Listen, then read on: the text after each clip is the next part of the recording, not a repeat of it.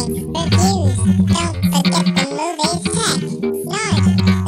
iPhone 4, laptops and DVDs. Anything you want, we got it all. Hello, this is John here for Primitive Prime's YouTube channel, and I'm here to talk about Transformers 3. I know that it's quite a popular movie and has been out for 3 weeks, I think it is now, and there's been a lot of speculation about whether there'll be a fourth Transformers. And okay, for people that have already seen it, I think they could. There are multiple ways that they could bring Megatron back using Galvatron, of course, but it's all up to the directors and the movie producers at the end of the day. And my view on it is that Paramount Pictures really want to continue the franchise. Shia, I think his name is, the main character, has left. Director Michael Bay has left. But I think there are a few directors that could take Michael Bay's place, and there's easily another actor that could play a different character. I think they should keep the same graphic, same way of doing the movies, but just change the characters, really, because I know that most of the other ones would stay with it if it carried on. So now I'm just going to talk a bit about what's happened, and then I'll get on to talking about how I think things should pan out, and I'll give I'll talk about I'm going to talk about what some of the critics have said about the film, ratings, and all that sort of thing. Right, now on to the story. I think that they included a lot of action. That was probably what they really wanted to do with the movie, and it was obvious in all the backstage videos and all the showing the making of movies. Is that what they wanted to do? But I think the story went well as well. They didn't really skip any items. I had a clear view of what was going on. I definitely thought it was the best movie by far. I think that the twists in it really worked well because they had meaning behind them. You could easily understand from watching it once what was going on, and if you were picky, then you could go and see it a second time just to get the little details. Most of the reviews are high reviews, they're good.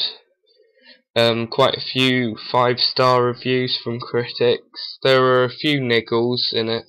Like, people have been saying the lack of story in it, but I found the story quite gripping. I enjoyed it, but I am a Transformers fan, so I may be a bit biased. The action worked well. What they wanted to do worked brilliantly. I think it's the best way they've done it so far. I like the way they got the moon landings in. I liked it in 3D, definitely. I would definitely recommend going in 3D because you just see so much more. You can actually see what went into making the movie, like the sparks flying across the screen and so on. The explosions, they really worked on their explosions well. It wasn't all CGI, which I found I was really happy about. Most of the stunts were real. They said that in the backstage videos, the making of videos. The Flying Squirrel Men, that was all done, apart from 1 or 2 scenes in that part of the movie. I don't like the way they just ended it. I think that they should have left it, Michael Bay should have left it open for another person to carry on, I think. But I guess that's just the way he does his movies. Sorry, he obviously wanted to promote his own movie. It's his franchise. It's his series of films, and I can understand that, but I just think that a lot of the fans really want more. There's going to be a few spoilers now, just explaining a bit of the story if anyone out there really wants to know and they can't go and see it. So move on to a further part of the video. Right now, it should come across the screen. Yeah, so literally the plot is the Autobots weren't told that there was life from their planet on the moon. Now, there was a ship called the Ark, which held practically the key to winning the war. And on this ship was Sentinel Prime, the only robot that could use this power. And they're technically just pillars that teleport. So, teleport for bombing needs, teleport for transportation of units, that sort of thing. And basically, as the film goes on, the humans keep the pillars from the robots. And then, as you get on, you realise humans had been working with the Decepticons as well as the Autobots. Now, Sentinel Prime had made a deal with Megatron that he wanted to bring the planet back. He didn't want to become evil or anything like that. He just wanted his race and the whole planet to come back. He was disjointed by his own. He was turned evil by himself, technically. He didn't mean to be evil, but he had to bring home what his home was. And Optimus Prime now says that the Earth is his home and that he doesn't need Cybertron.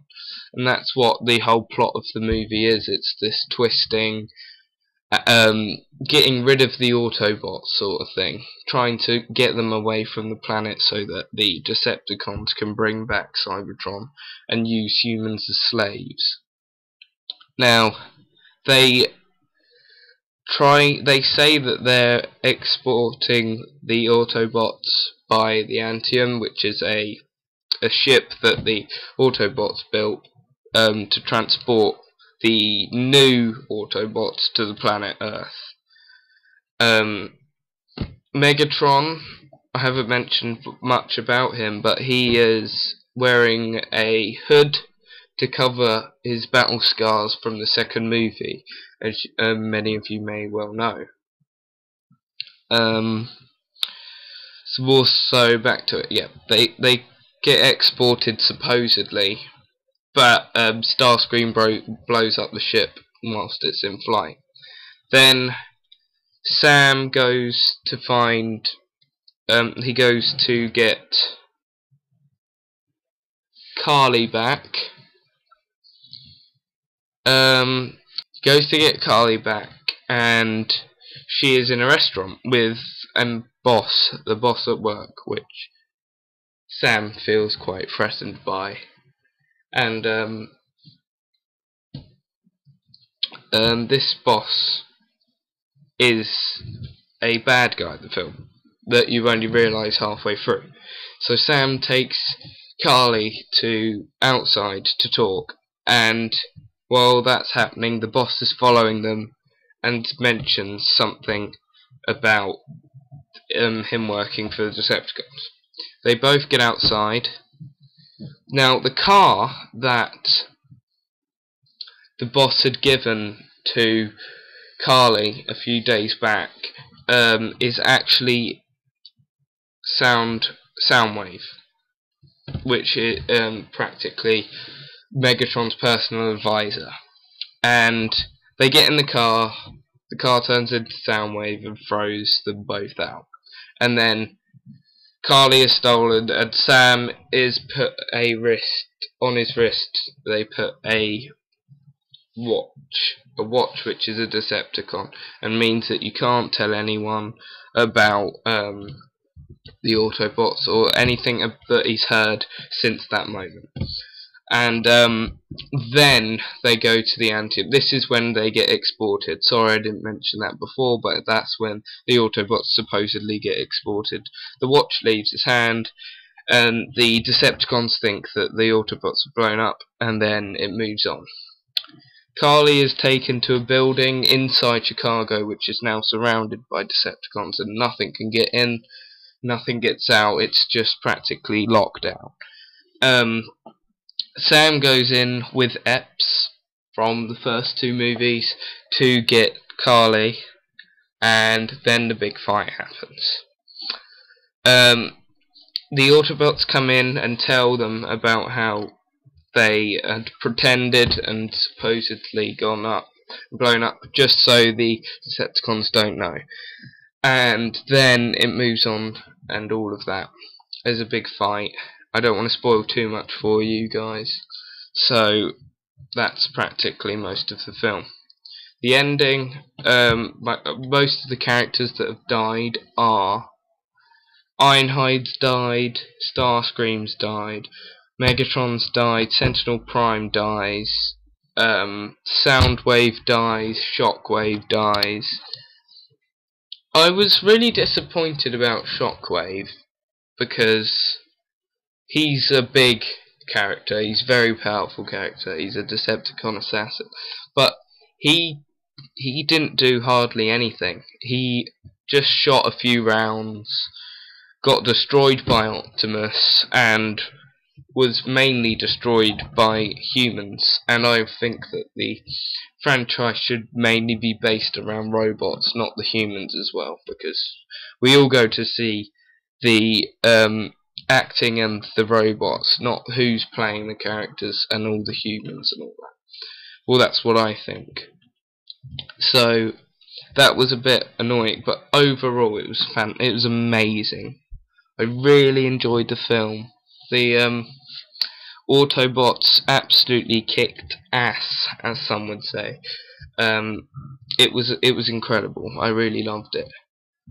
I think Optimus was very action based in this film. Bumblebee had some new paint work, and so did Optimus. They gave him a new look to make him look more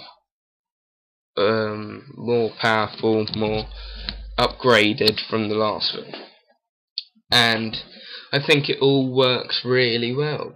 I really enjoyed watching it in 3D. I enjoyed watching it in all of them, and I think that I generally think that you should go and see it. Anyone should go and see it just to see it. It's the last one in the trilogy, and I definitely think you should go and watch it.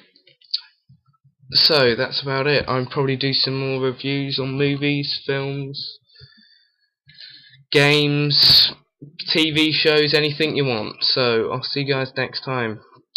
Bye.